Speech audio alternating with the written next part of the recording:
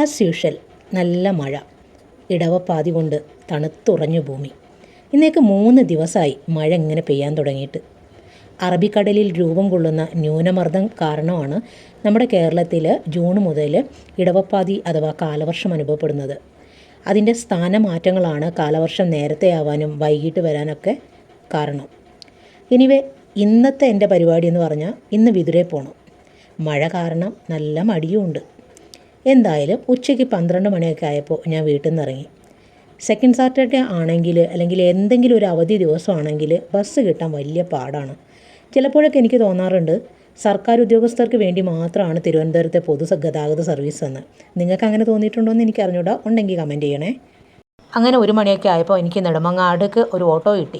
ആ ഓട്ടോയിൽ കയറി നെടുമങ്ങാട് എത്താൻ സമയത്താണ് മാമി വിളിച്ചത്. മാമിയുടെ ഫോൺ കംപ്ലൈൻ്റ് ആണ്, നന്നാക്കാൻ വേണ്ടിയിട്ട് നെടുമങ്ങാട് നിൽക്കുന്നു, അപ്പോൾ വിതുരയിലേക്ക് ഒരുമിച്ച് പോവാമോ എന്ന് ചോദിച്ചു. ഞാൻ പറഞ്ഞു ശരിയെന്ന്.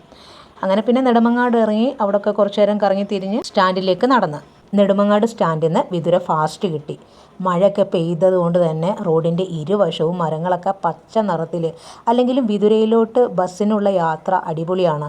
പൊന്മുടി റൂട്ടല്ലേ, നല്ല പച്ചപ്പും പിന്നെ അതുപോലെ നല്ല തണുപ്പാണ് കേട്ടോ.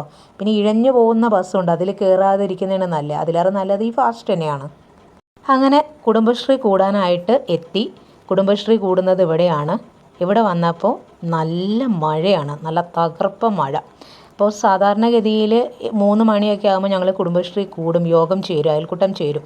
അപ്പോൾ ഇന്ന് അവർക്കൊക്കെ ജോലി ഉള്ളതുകൊണ്ട് അല്പം താമസിച്ചേ വരുള്ളൂ. മഴ കണ്ടോ, ശക്തിയായിട്ട് പെയ്യുന്നുണ്ട്.